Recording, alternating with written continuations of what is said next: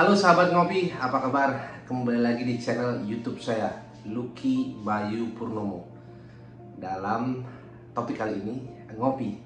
Kita ngopi dulu.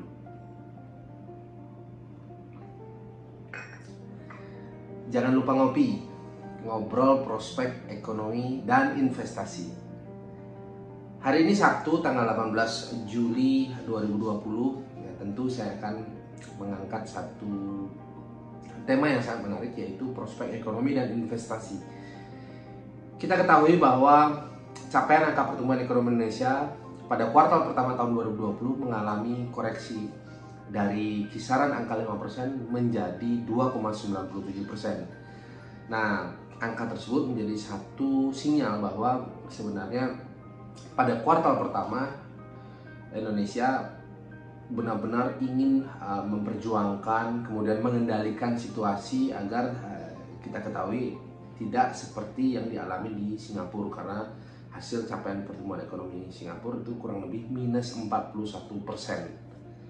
Nah, untuk itu dari rata-rata 5% dan mengakhiri angka capaian tersebut pada kuartal pertama di tahun 2020 di angka 2,97%, itu menjadi satu potret bahwa rasio rata-rata 5% telah mengalami penurunan menjadi 4,5%. Nah, untuk itu dua pendekatan, yaitu apabila ekonomi Indonesia itu reversal atau mengalami perbalikan arah, target pertama yang rasional untuk diuji adalah 4,5%, oleh karena angka 5% telah mengalami penurunan rasio rata-rata tertinggi.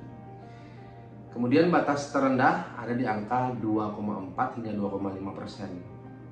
Nah, untuk itu peluang pelemahan ke angka 2,4% masih dapat dialami oleh capaian pertumbuhan ekonomi Indonesia, karena kita ketahui saat ini kita selain persoalan ekonomi itu sendiri, kita sedang menghadapi adanya pandemi coronavirus atau COVID-19 ini yang mau tidak mau ikut serta memberikan koreksi terhadap kegiatan ekonomi. Sebut saja tiga hal: produsen dengan produknya, kemudian distributor dengan apa yang didistribusikan, dan konsumen dengan apa yang dikonsumsi. Mau tidak mau mengalami koreksi.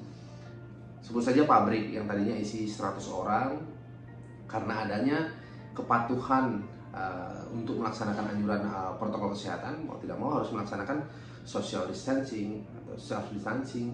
Kemudian apakah itu lockdown, apakah itu nanti pembatasan sosial berskala besar, yang mau tidak mau itu akan mengkoreksi hasil produk yang diproduksi. Nah, begitu juga produk yang diproduksi didistribusikan oleh distributor, akhirnya mengalami penurunan tingkat distribusi, dan sampai kepada konsumen, apa yang dikonsumsi juga praktis mengalami perubahan jumlah atau perubahan nilai. Nah, itu menjadi salah satu indikator mengapa tren pertumbuhan ekonomi Indonesia masih dapat mengalami pelemahan, walaupun ada persoalan-persoalan lainnya seperti kinerja US dollar terhadap rupiah, kemudian kinerja harga minyak dunia dan sebagainya. Nah, lebih jauh berikutnya saya akan memberikan pandangan terhadap kinerja harga emas. Tren pergerakan harga emas dunia pada akhir pekan kemarin, tanggal 17 Juli 2020, hari Jumat, itu ditutup di angka 1.812 US dollar per troy ounce. Ke depan emas masih cenderung menguat karena target terdekat emas ada di angka 1.849 US dollar per troy ounce, dan tren tersebut saya kira masih disertai dengan tingginya volatilitas pasar, karena emas berhasil berada di atas angka 1.800 US dollar per troy ounce. Yang berikutnya adalah target harga emas. Target harga emas tersebut memiliki batas koreksi. Nah, batas koreksi harga emas itu ada di angka 1.780 US dollar per troy ounce. Harga minyak sendiri bagaimana harga minyak? Harga minyak dunia yang berada di angka 40 US dollar per barrel masih cenderung menguat, dengan target ada di angka 43 US dollar per barrel.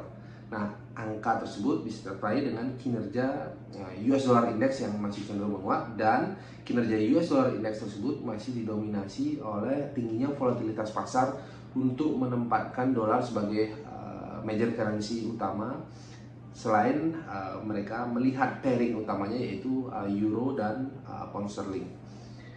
Dan indeks harga saham gabungan sendiri yang berada di angka 5078 masih cukup baik karena berhasil berada di atas angka psikologis 5000. Akan tetapi menguatnya indeks masih cenderung terbatas untuk menguji level 5125 pada pekan depan, oleh karena tantangan yang menjadi perhatian utama adalah perolehan capaian angka pertumbuhan ekonomi yang perlu diperhitungkan untuk kuartal kedua.